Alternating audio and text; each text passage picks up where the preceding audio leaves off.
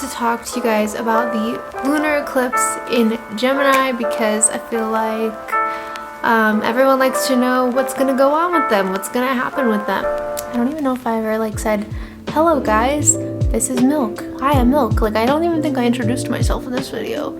So let me just do that now. Hi guys, I'm Milk and this is Milk Astrology. Okay, that was...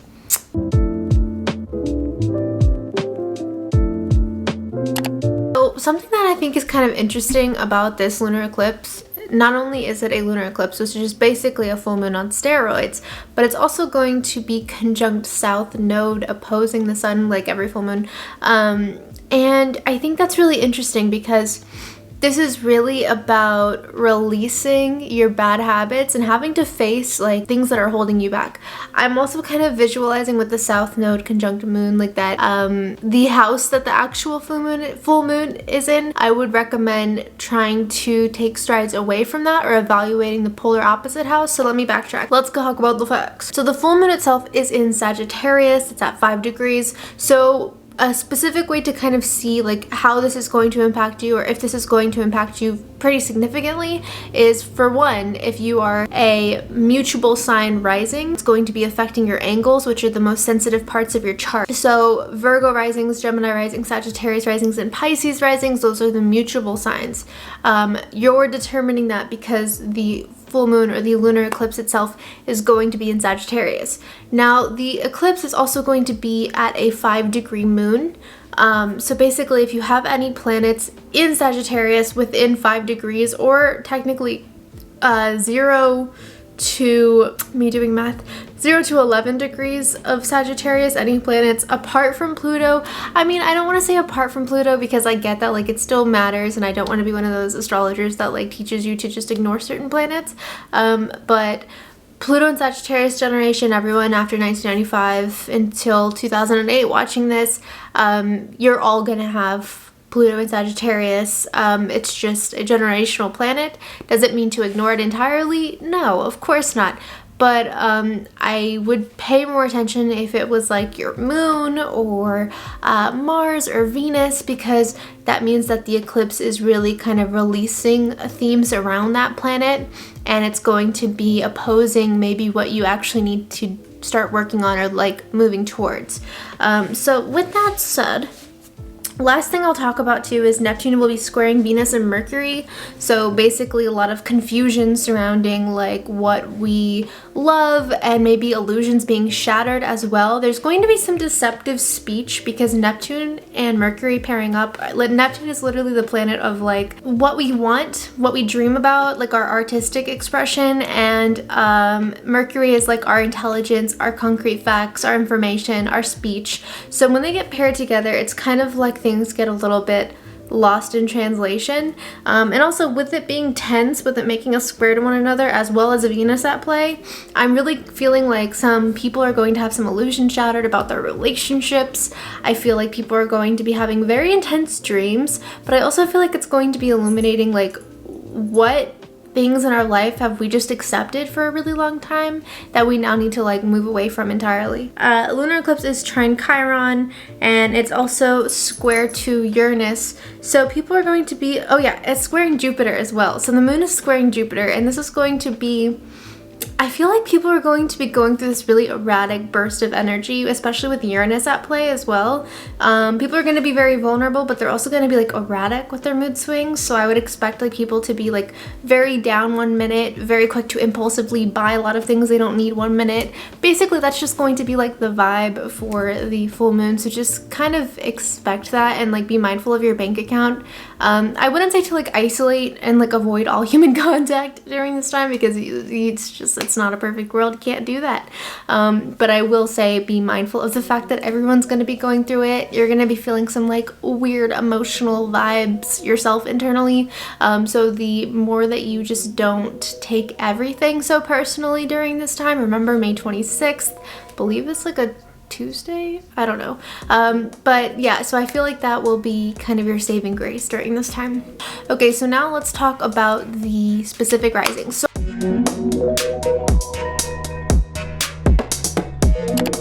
Aries Aries risings, it's going to be sitting in your 9th house opposing your 3rd house.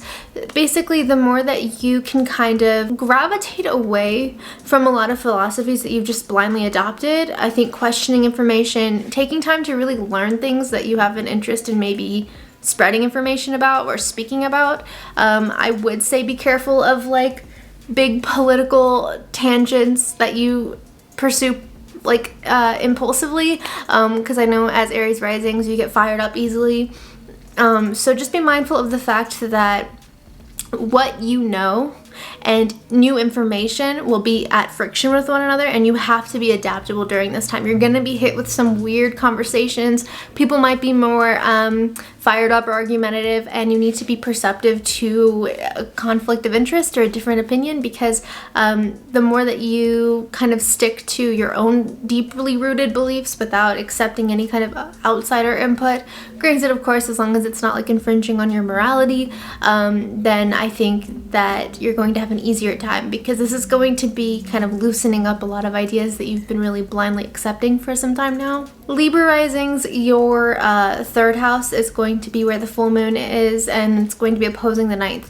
So you're actually going to be, I feel like, hit with some new information, and I think it's going to be enlightening for both Aries risings and Libra risings. You're both kind of getting hit with information, whereas Libra risings are going to be having to accept that their communication and their approach to speaking about things might have to change, whereas Aries risings might have to actually adopt a whole new philosophy. So kind of, I mean, I wouldn't say one is worse or one is the lesser evil, but you're gonna be hit more with like Libra risings, watch what you say during this time. It's gonna be more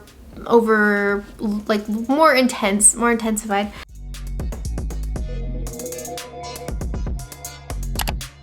Now, Scorpio and Taurus risings, your 2nd and 8th house axis will be activated. So Scorpio risings, the full moon itself is going to be in your 2nd house with tension about your 8th house. So you might actually feel like you've been spending too much lately, and you might have like a lot of debt that you have to pay off on your credit cards in the coming month or something. Those kinds of pressure points could be really emphasized for you. And I think it's also kind of going to shift the focus into how can you start investing towards your future? How can you start investing towards your goals in ways that actually benefit you versus ways that make you feel like stressed and regretful towards the end of the month? Those are things that are really going to come into play for you. And for Taurus risings, it's going to be in your 8th house opposing your 2nd house.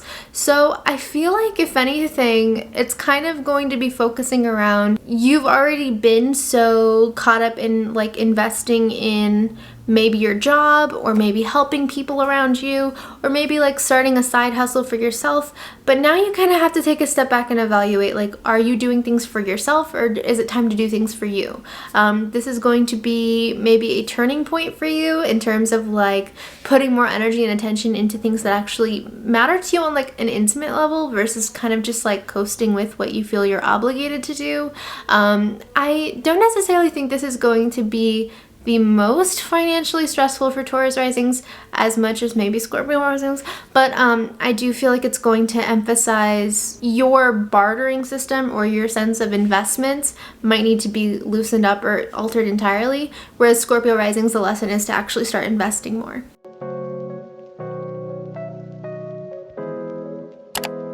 Gemini and Sagittarius risings, you guys are the main characters, you are the movie stars in this film. I don't know what I'm saying. So Gemini risings, it's literally going to be in your 7th house of relationships, of intimacy, and you're going to need to break apart bad habits in that house so that you can make room for doing things that actually honor the things that you want and you need as well, because I feel like you're gonna be coasting for some time, kind of just like trying to please people, and I think you're going to be hit with this like realization of like, wow, that's not really working for me anymore, and I think that's going to be pretty riveting for you, because I directly see your closest relationships kind of going through this huge like tower moment or transformation. I don't think that's necessarily the worst thing ever, but I could see how this might be intense for you. I think it's also important to keep in mind you can't water dead plants and expect them to grow. I've also said that like 20 times in the past week, so I'm sorry. I just really like that metaphor. I do feel like you need to accept that if people don't want to meet you halfway, you know, you gotta cut your losses sometimes. Whereas Sagittarius risings might actually be hit with like, you need to learn you can't do everything on your own. You can't move at mountains on your own. You should ask for help sometimes. You should allow yourself to be vulnerable with people sometimes and not deny yourself those experiences, because that is something that you're going to be kind of hit with. And I think it's important to consider like maybe the way that you're going isn't always the best approach. Also, side note, I do expect Sagittarius risings to have more intimate breakthroughs, and I expect Gemini risings to become more maybe life-altering changes to their self, whether that's like physical appearance changes or just like self-revelations of independence. Those are themes that I see happening for them. Now, Cancer risings and Capricorn risings, your 6th and 12th house will be activated for this full moon or this lunar eclipse.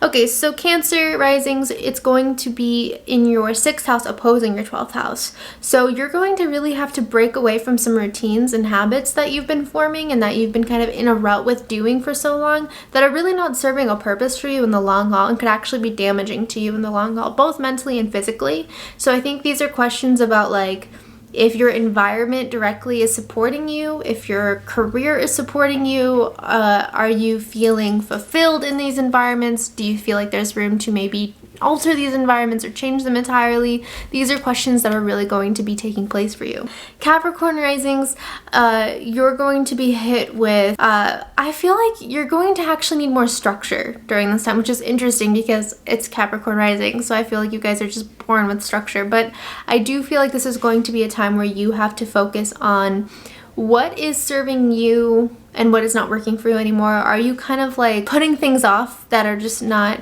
meeting your goals? Are you isolating yourself from the world? These are questions that are kind of going to be at play for you. I predict that Capricorn risings will need to come out of their shell a little bit more and implement more structure or reapproach some goals that they have in a different way. And I believe that Cancer risings might actually have to chill out a little bit and practice more rest and relaxation for themselves.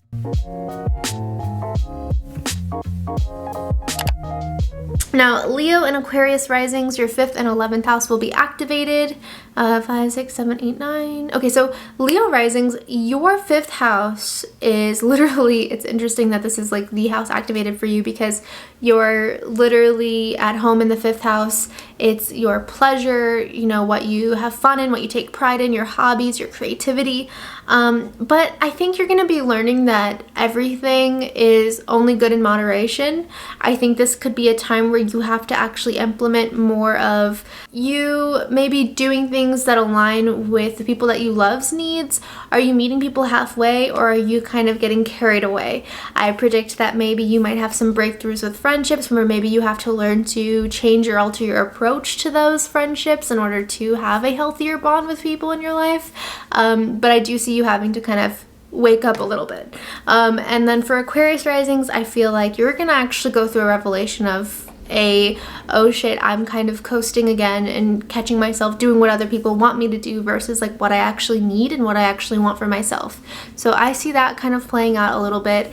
I don't think that's the worst thing that could happen, but I do understand that being a little bit tense because you're gonna have to maybe assert yourself and make some awkward conversations be known in order to feel better with yourself personally.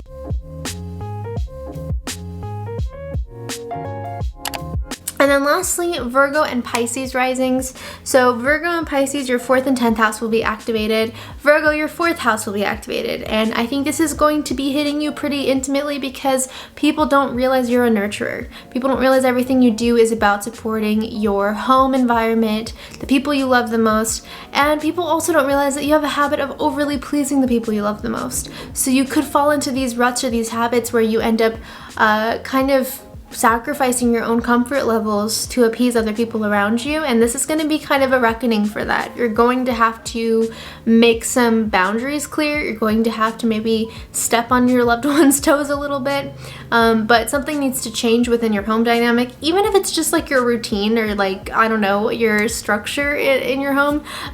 Something has to kind of change because it's not working for you anymore.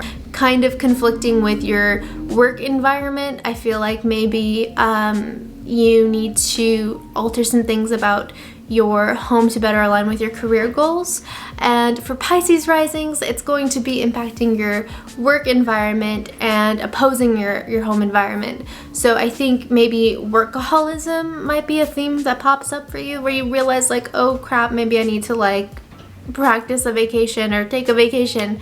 Or, you know, this could also be a theme where you evaluate if the career you're working at is actually benefiting you. I don't think this is something that's going to be like super easy and light though. Like I feel like it's going to be like a revelation for you, where it's kind of like, I was coasting so long on this direction and didn't realize it wasn't the one I needed to be on.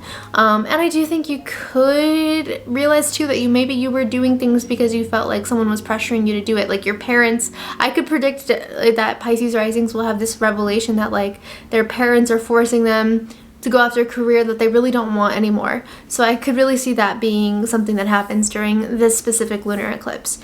I got through this whole video. So please, if you liked this video, give it a thumbs up. It really helps me out. My dream is to be a YouTuber, so support me. And please comment below too. Tell me what your rising sign is and tell me like how you feel about these predictions or these opinions. I want to know if you feel like they resonate. They help me become better. And I hope that you have a good lunar eclipse. I will see you in my next video. Hey,